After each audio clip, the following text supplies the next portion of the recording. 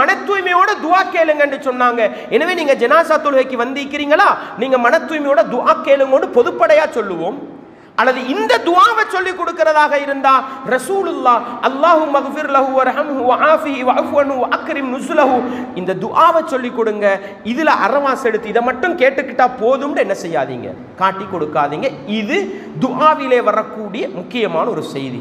இன்னொன்று என்ன தெரியுமா, 4வது தக்பீருக்கு பின்னால அல்லாஹும்ம லா தஹரிம்னா அஜ்ரஹு வலா தஃப்தின்னா பஅதஹு அப்படின்னு சொல்லிக்கோங்கன்னு சொல்லி கொடுக்குறாங்க. சொல்லி கொடுக்குறாங்களா இல்லையா?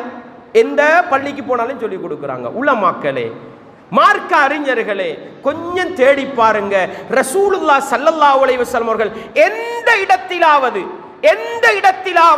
4வது தக்பீருக்கு பின்னால அல்லாஹும்ம லா தஹரிம்னா அஜ்ரஹு வலா தஃப்தின்னா பஅதஹு சொல்லிட்டு சலாம் கொடுங்கன்னு காட்டி கொடுத்தாங்களா? இல்ல. நாங்க பள்ளியில போய் சொன்னா